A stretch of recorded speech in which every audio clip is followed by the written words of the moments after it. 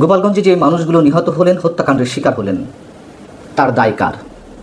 কার জয় হলো, কার পরাজয় ঘটল? এই প্রশ্নগুলোর সঙ্গে সঙ্গে অবশ্যই এই কথা আমাদেরকে স্বীকার করতেই হবে, নিষিদ্ধ ঘোষিত ছাত্রলীগ এবং আওয়ামী লীগের নেতাকর্মীরা যে সন্ত্রাসী কর্মকাণ্ড ঘটিয়েছেন, যে হামলা ভাঙচুর করেছেন, অবশ্যই তার চরম নিন্দনীয়। কিন্তু পাশাপাশি তো এ প্রশ্নও ওঠে, যেই উস্কানি দিয়ে জাতীয় নাগরিক পার্টি এনসিপির নেতাকর্মীরা সেখানে কর্মসূচি ঘোষণা করেছিলেন, তারপরে আওয়ামী লীগের নেতাকর্মীরা চুপচাপ বসে থাকবেন, এটা তারা কীভাবে ভাবলেন? এটা ধরে নেওয়ার কোনো কারণ থাকতে পারে? এবং যে প্রশ্নটি শুরুতে করছিলাম, এই হত্যাকাণ্ডগুলোর দায় কার? আচ্ছা, শেখ হাসিনার বিচার চলছে, তাই না? কী কারণে বিচার চলছে? ধরে দিলাম 5 আগস্টের আগে যেই মানুষগুলো হত্যাকাণ্ডের শিকার হয়েছেন, সহস্রাধিক মানুষ নিহত হয়েছেন, তাদের কেউই অন্য কারোর গুলিতে নিহত হননি। যেই পেছনের পরিকল্পনার কথা জানা যাচ্ছে, যেই যুক্তরাষ্ট্রের প্লট নির্মাণের কথা জানা যাচ্ছে, স্নাইপার রাইফেল কাদের হাতে ছিল, ধরে নিলাম অন্য কারোর গুলিতেই কেউ মারা যায়নি, সবাই পুলিশ কিংবা আইন শৃঙ্খলা রক্ষাকারী বাহিনীর গুলিতে মারা গেছেন। সেই আইন শৃঙ্খলা রক্ষাকারী বাহিনী কার ছিল? শেখ হাসিনা সরকারের ছিল। তাহলে সেই গুলির নির্দেশ শেখ হাসিনা দিয়েছেন এবং নির্দেশদাতা হিসেবে শেখ হাসিনার বিচার কার্য চলছে। তাহলে প্রশ্ন হচ্ছে, এখনকার পুলিশ সহ আইন শৃঙ্খলা রক্ষাকারী বাহিনী কার? তারা তো আর শেখ হাসিনার নির্দেশে চলছে না, নিশ্চয় চলছে এই সরকারের নির্দেশে। এই সরকার কার? ডক্টর মোহাম্মদ ইউনূস সাহেবের। তাহলে এই যে মানুষগুলো হত্যাকাণ্ডের শিকার হলেন, কার নির্দেশে গুলি চালানো হলো? এখন তাহলে বিচার করতে হবে কার?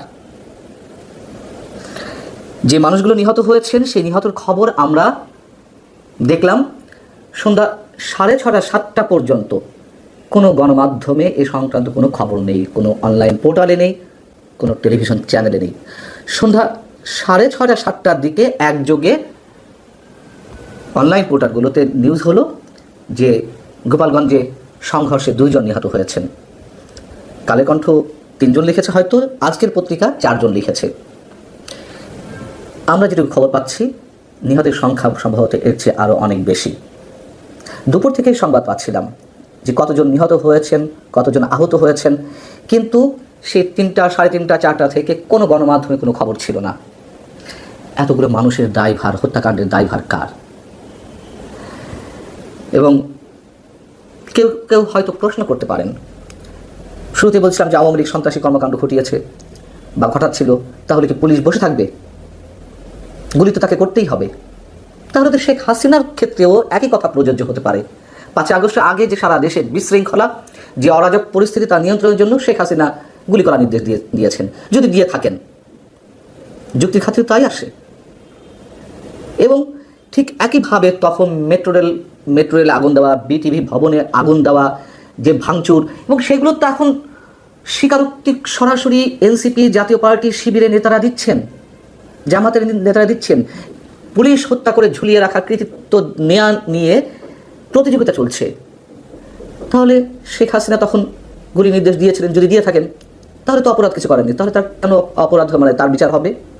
আর যদি বিচার হতেই হয়, তাহলে 16ই জুলাই যে হত্যাকাণ্ডগুলো ঘটলো, আমরা স্পষ্ট দেখলাম যে গুলি করা হচ্ছে আইন শৃঙ্খলা রক্ষাকারী বাহিনীর পক্ষ থেকে। বিচার কি হবে এগুলোর? যেমনটি আমরা প্রশ্ন তুলেছিলাম 16ই জুলাই, ঠিক 2024-এ আজকের এই দিনটিতে আবু সাঈদ হত্যাকাণ্ডের শিকার হয়েছিলেন, তাকে পুলিশ গুলি করছে, রাবার বুলেট ছুটছে, তখন তো আমরা পুলিশের বিচার দাবি করেছিলাম। এবং সেই বিচারের সূত্র ধরে, মানে দাবির সূত্র ধরে শেখ হাসিনার বিচারও অনেকে করছিলেন। সরকার একটি বিবৃতি দিয়েছে, ঠিক 5 আগস্টের আগে শেখ হাসিনা সরকারকে যেভাবে দায়ী করা হয় যে এইভাবে মানুষ মরছে, সেই সম্বন্ধে একটি কথা উল্লেখ করা হচ্ছে না সরকারের বিবৃতিতে। শুধু মেট্রো রেল কিংবা বিটিভি ভবনে গিয়ে শেখ হাসিনা কাঁদছেন, তাও তো সেখানে আবু সাঈদের কথা উল্লেখ করেছিলেন তিনি যখন সম্ভবত বিটিভি ভবনে গেলেন ক্ষতিগ্রস্ত বিটিভি ভবন পরিদর্শন করতে। কিন্তু সরকার যে বিবৃতিটি দিয়েছে, সেখানে তো এই হত্যাকাণ্ড নিয়ে একটি শব্দও নেই। যারা নিহত হয়েছেন তাদের উদ্দেশ্যে কিছু বলেনি। কি বলা আছে সংক্ষেপে যদি একটু বলি, গোপালগঞ্জে যে সহিংসতা সংঘটিত হয়েছে তা সম্পূর্ণরূপে নিন্দনীয় ও অমার্জনীয়। শান্তিপূর্ণভাবে 1 বছর আগের বিপ্লবী আন্দোলনের বার্ষিকী পালন করতে আসা তরুণ নাগরিকদের উপর এমন হামলা তাদের মৌলিক অধিকার হরণের শামিল। এনসিপি মার্চ টু গোপালগঞ্জ ঘোষণা দিয়ে যে সমাবেশ বা সভার আয়োজন করেছিল, তারা কি মনে করেছিল যে গোপালগঞ্জ তারা দখলে নিয়ে নেবে, খুব সহজে গোপালগঞ্জে সভা সমাবেশ করে চলে আসবে, এর মধ্য দিয়ে তারা প্রমাণ করতে পারবে যে গোপালগঞ্জ তারা স্বাধীন করে নিয়েছে? এই ধরনের পরিকল্পনা ছিল। মানে গোপালগঞ্জে যারা আওয়ামী লীগ ছাত্রলীগ করেন 90 থেকে 95% মানুষ, তাদের সবাইকে আন্ডারমাইন করেছিলেন। করাটা কি ঠিক হয়েছে?